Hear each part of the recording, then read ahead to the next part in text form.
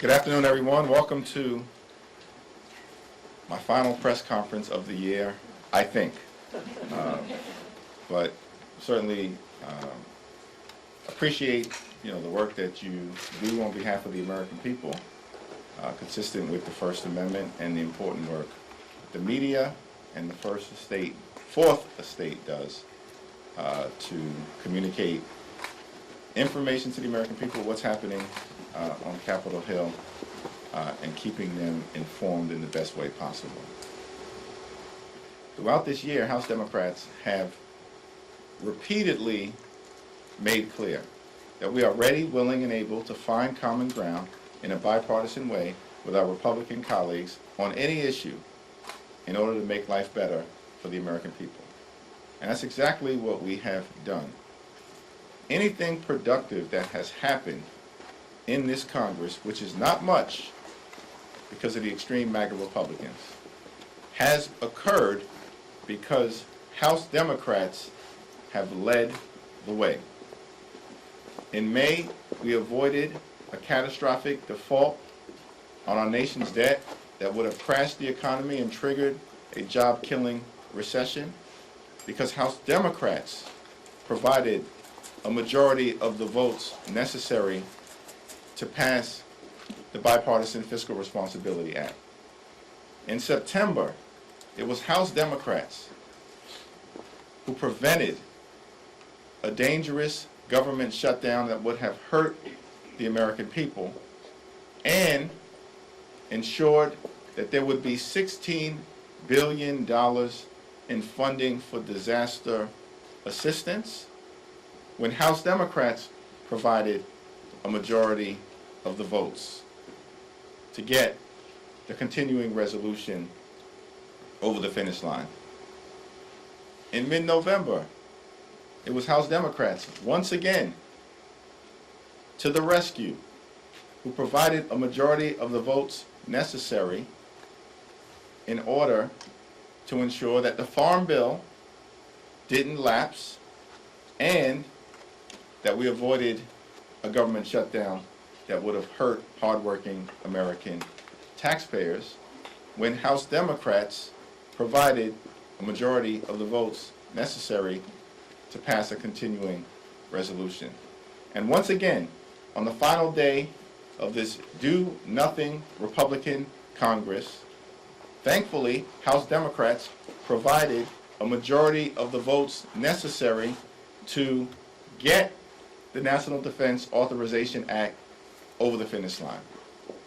Why would so many House Republicans, who are nominally in the majority, vote against the National Defense Authorization Act? The answer is pretty startling. The National Defense Authorization Act is important to make sure that we are protecting the national security and the safety of the American people, ensuring our military readiness in a very dangerous world, and providing a 5% well-deserved and well-earned pay raise for our military service men and women. Why would so many House Republicans oppose the National Defense Authorization Act when they are in the majority nominally for the moment?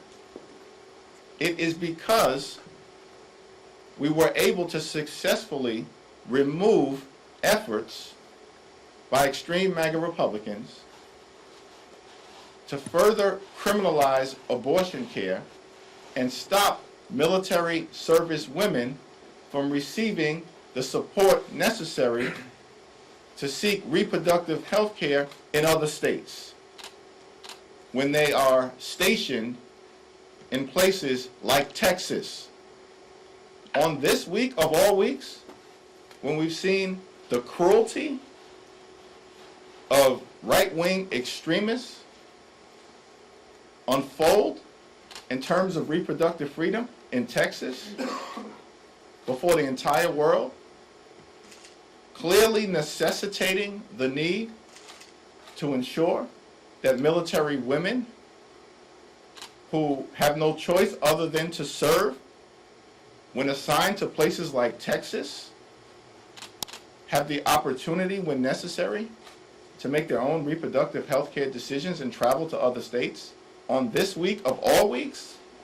You have so many House Republicans oppose the National Defense Authorization Act and a pay raise for our military because they were unsuccessful in marching America toward a nationwide abortion ban, and they wanted to start with military service women and military families. It's shameful, but that's the reality that we confront. And we're going to continue to point out the contrast between House Democrats, team reasonable, team normal, team get stuff done, and team extreme. Questions? So, obviously House Republicans are going to move forward with hold Hunter Biden in contempt. House Democrats not too long ago held Dan Scavino and Navarro in contempt. Don't you think that should apply to Hunter Biden? What should apply to the extreme MAGA Republican shrinking and fading majority is the standard set by House Democrats, led by Speaker Pelosi, in partnership with Senate Democrats and President Biden in the last Congress, which is to actually deliver for the American people. In the last Congress, one of the most productive in American history, we were able to rescue the economy from the COVID-19 pandemic. We were able to put shots in arms, money in pockets, kids back in school. We were able to pass the Infrastructure Investment and Jobs Act to create millions of good-paying jobs. And we see infrastructure projects underway all across America. We were able to pass the Bipartisan Safer Communities Act in order to enact gun safety legislation for the first time in 30 years that will save lives, and we need to do more. We were able to stand up for our veterans who are suffering from exposure to toxic substances, burn pits, or Agent Orange, and give them the health care that they need. We were able to pass the CHIPS and Science Act to bring domestic manufacturing jobs back home to the United States of America. And we were able to pass the Inflation Reduction Act to strike a dramatic blow against the climate crisis and lower prescription drug prices, including dropping the price of insulin to $35 per hour. That is the standard that House Democrats, in partnership with President Biden and Senate Democrats, set in the last Congress. This do-nothing Republican Congress right now is the least productive in modern American history. They are focused on investigating the president, impeaching Joe Biden at the direction of the puppet master in chief, Donald Trump, censuring Democrats over and over and over again, bringing non-binding resolutions to the floor because they have no affirmative legislative agenda. Perhaps that's a good thing, because if they actually were effective in accomplishing their objectives, they would slash Social Security, cut Medicare, end democracy as we know it, and continue to march us toward a nationwide abortion ban. Democrats are standing in the way. But can you talk about, I'm sorry, just really quickly, you didn't really answer the question. Isn't this, I mean, some people would say it's a double standard. So if this hits the House floor, are you voting no on contempt? I mean, That would be correct. That would be correct. Yeah. Listen, the so-called investigation underway by House Republicans is a joke. It's embarrassing. There is no evidence that President Biden broke the law. This is an impeachment inquiry of the president. You can't impeach the president's son. There is no evidence that President Joe Biden broke the law. There's no evidence that President Joe Biden committed an impeachable offense. There is no evidence that President Biden engaged in any wrongdoing. This has been an ongoing investigation, understand, from the very beginning on January 3rd, when they couldn't get their act together, 15 different dysfunctional votes before they caved to the extremists. From the very beginning of this Congress, they've been after President Joe Biden, and they want to try to get to him in any way possible, including targeting President Biden's family. No evidence in January, no evidence in February, no evidence in March, no evidence in April, No evidence in May, no evidence in June, no evidence in July, no evidence in August, no evidence in September, no evidence in October, no evidence in November, no evidence in December. And they're still at it. This is an epic fail. Don't ask me, ask Chuck Grassley. Can you talk about what your sense is of these ongoing conversations about immigration, this end of year supplemental? I mean, based on what we're hearing, things like parole and changes to asylum, those are very much on the table. Is that something that you think is in line with where your caucus is?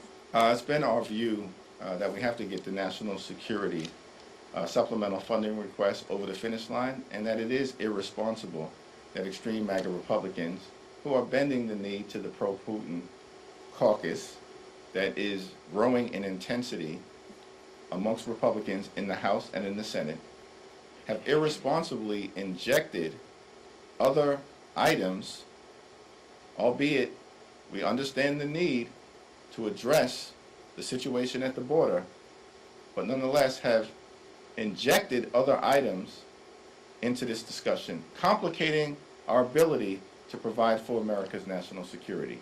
That said, this is an irresponsible group of people, and we've dealt with this throughout the entirety of this do-nothing Republican Congress, and so there are ongoing discussions. Our view in the House is that whatever agreement is arrived at tentatively, when it's time for us to evaluate it, it has to be consistent with two principles. One, America is a nation of immigrants. That gives us a competitive advantage over China and everyone else. And two, we are a nation anchored in the rule of law. If whatever comes over from the Senate is anchored in those two principles, or is at least not inconsistent with those two principles, then I think we'll be able to evaluate it in good faith, and every individual member would have to make decisions. We'll go over to this side. Yeah, thanks. Kathleen Swartz with Notice. I'm wondering about the future of Ukraine funding beyond this bill into 2024. A growing number of Republicans have expressed doubt over funding for Ukraine. What do you see as the long-term future for Congress in terms of funding this war? This is what confuses me, because when I was growing up, I was told that Republicans were the party of national security. That was the case apparently under Ronald Reagan and George H.W. Bush. It clearly is no longer the case, as evidenced by the fact that so many Republicans today voted against pay raises for our military and the National Defense Authorization Act. The fact that Republicans have been taken over by the extremists and the traditional national security Republicans are on the run is evidenced by the Republican resistance to supporting the war effort in Ukraine. It doesn't take a rocket scientist, if you are serving in Congress, immersed in these national security issues, to understand that if we allow Vladimir Putin to run through Ukraine, that his next target will be a NATO country, which means that American military men and women will be in the fight. Not just our resources, American military men and women risking their lives consistent with our NATO obligations. My Republican colleagues have suggested that they don't have any clarity on the plan moving forward or the successes of Ukraine. The Ukrainian women and men have been incredibly courageous, incredibly brave, incredibly effective in pushing back against the Russian military and Vladimir Putin's aggression. Heading into this conflict, all of the prognosticators, including very sophisticated ones, were telling the world in February of 2022 that Russia's military was going to wipe out Ukraine and be in Kyiv in about a week. We are now approximately 22 months into this conflict, And here's what we know about Ukraine's success. Ukraine has captured 50% of the territory once held by Russia. It's now been recaptured by Ukraine. They have pushed back the Russian military, which, by the way, heading into this conflict was the fiercest, we believed, military in Europe. Stronger than Germany, stronger than Great Britain, stronger than France.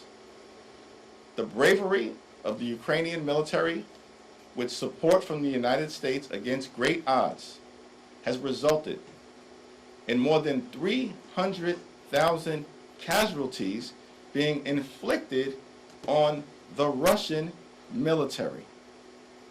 300,000 in less than 2 years. More than half the Russian military has been wiped out. That's in America's national security interests, because we're a democracy. We push back against authoritarian dictators who threaten peace and stability in the world. And so it's just not clear to any of us who understand these dynamics how our Republican colleagues can push back against wanting to fund the Ukrainian war effort in America's national security interest. The reason they are doing so, in my humble opinion, is that there is a pro-Putin caucus that has increasingly taken over the Republican Party. Here in the Congress, the pro-Putin caucus is led by Jim Jordan and Marjorie Taylor Greene. Outside of the Congress, the pro-Putin caucus in the Republican Party is led by Donald Trump and Tucker Carlson. They are undermining America's national security in order to elevate Vladimir Putin. That's shameful. Thank you, Mr. Leader. When you all come back from holidays, there are going to be some appropriations deadlines coming out of the pipe. There's some concerns about a full year CR or government shutdown. I'm curious how you all are approaching it inside the caucus. And if you explain to the American people why a full year CR or obviously a government shutdown is not ideal, I'd appreciate it. Well, our view is that we do have top-line spending numbers sufficient to begin the appropriations process that are connected with the Bipartisan Fiscal Responsibility Act and the global agreement that was reached in May of 2023. The top-line spending number is not a mystery to anyone. It is 1659. That is the number that is necessary for us to proceed in a manner consistent with meeting the needs of the American people in terms of their health, their safety, and their economic well-being. The problem is that while House Democrats agree with Senate Democrats on that number, and House and Senate Democrats agree with Senate Republicans on that number, and all of us agree with the Biden administration on that number, the extreme MAGA Republicans remain on an island, trying to break the agreement that they themselves negotiated. It's a non-starter. It's not happening. And if extreme MAGA Republicans continue to refuse to keep the agreement related to the Bipartisan Fiscal Responsibility Act, they are marching America to a government shutdown. Yesterday, there were a number of members of the Hispanic Caucus who lined up in opposition potentially to a border deal. Have you spoken at all with the leaders of the Hispanic Caucus about this? I speak to a variety of different members, including leaders of the Congressional Hispanic Caucus regularly, but I'm not in a position to comment on any potential agreement in the absence of being able to actually review the substance of what a border proposal looks like in the Senate. So this week, the Wizards and Capitals look to be finding a new home in Virginia. Some Republicans are saying that crime is a key factor in this decision. Do you think the American people are weary on Democrats when it comes to the issue of crime? First of all, I'm a long-suffering Jets fan, so I haven't really been able to follow the goings and comings of the Wizards and the Capitals. However, I think that public safety post-pandemic is moving in the right direction. Certainly in the city of New York, we've seen that homicides are down and shootings are down. That is a good thing. And New York has been restored as the safest big city in the world. I think that you would have to talk to the owner of the Capitals and Wizards, figure out the reason for their move, but it's very likely that it has nothing to do with public safety concerns and everything to do with economics. If I could just move to New York, New York 3 GOP Nassau just announced Mozzie Phillip as the contender against Swazi. Can you talk about how the coordinated campaign is going to address this and how they're going to work this campaign? Well, you know, under the Capitol Dome, I'm not really in a position to be able to comment in any significant way, other than to say that I think that Tom Swazi is going to be able to articulate a way forward in terms of putting people over politics and serving the people of Nassau County and Queens. But it's the Swazi campaign and the candidate who are going to have to prosecute this case. And I expect that he'll do it projecting partisanship as a problem that has poisoned the do-nothing Republican Congress and offering a different way to solve problems on behalf of the people that he hopes to represent. Leader Jeffries, you and your Democratic colleagues were on the Capitol steps earlier today, looking back to Sandy Hook 11 years ago, talked about the need for gun violence prevention legislation to come through, yet it's another year that goes by that not much has been done on that front. Considering the fact that there are other items that you and your Democratic colleagues have brought up as a major concern, talk to me about the frustration of not getting this gun prevention legislation through, some of the other major ticket items that you wanted to get through, but you weren't able to before the end of the year because of Republicans in Congress. Well, the Do Nothing Republican Congress has focused on the wrong priorities from the very beginning. And that's unfortunate because House Democrats have made clear that we are ready and willing and able at any point, at any time, to work on bipartisan solutions for the American people with respect to gun safety or any other issue. Instead, we've seen repeated efforts by MAGA extremists to jam their right-wing ideology down the throats of the American people in a manner that's inconsistent with meeting the needs of hardworking American taxpayers. The failure to act in any way to address the gun violence epidemic when there are more than 600 mass shootings in the country this year. More than 40,000 Americans have lost their lives, and gun violence is the leading cause of death for the children in America. That should shock the conscience of everyone and demand action with the fierce urgency of now. But MAGA extremists are driven by their ideology, it appears, as opposed to doing the right thing for the American people. House Democrats are going to continue to push hard, using every vehicle available to us to solve the gun violence epidemic and address other issues of concern. Do you think at this point it's only going to change once Democrats are control the House? Well, that's a decision that the American people are going to have to make if we find ourselves in that situation in November. Just two quick questions. One on the appropriations. Is it fair to say you all are not close yet on that top line number, especially since it seems like you said, House Dems, Senate, Republicans, and Democrats are in agreement to what's into law. So what more can you do to get Johnson to agree to that number? It's fair to say that we are either going to agree to keep the agreement that had been reached in terms of the Bipartisan Fiscal Responsibility Act with the top line spending number at 1659, or the extreme MAGA Republicans in the House are going to shut down the government, which will hurt the American people. And then if I can also ask, today is Kevin McCarthy his last day, he just gave a speech on the floor, about an hour ago. You all worked together, got along as best as you could. Do you have any parting last words for him? Would you like to speak to his absence?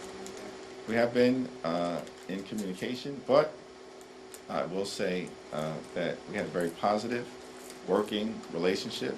It was candid. We agreed to disagree without being disagreeable, and I wish him nothing but the best. Last question. Mayor, with the recent uptick in anti-Semitism, places of worship have been attacked, things like that. The U.S. Conference of Catholic Bishops is asking for $200 million to improve security for their places of worship, Catholic churches. Can I get the House Democrats' position on that? Yeah, well, President Biden has set forth over 100 different steps that can be taken, both in terms of appropriations as well as legislative action, to deal with the deeply disturbing rise in anti-Semitism and other forms of hatred in the United States of America. One of the things that we need to do is provide additional security grants to make sure that synagogues and churches and mosques and other places and houses of worship can secure themselves in this climate of increasing hatred, and it's something that I believe House Democrats are prepared to support when we see an actual legislative proposal. Do you think you'll see it at the beginning of next year? Certainly we will work to make sure that we can provide the additional resources necessary to ensure that every single American feels safe in a synagogue, in a shul, in a temple, or in a house of worship. Thank you, everyone. Happy holidays. Thank you, Leader.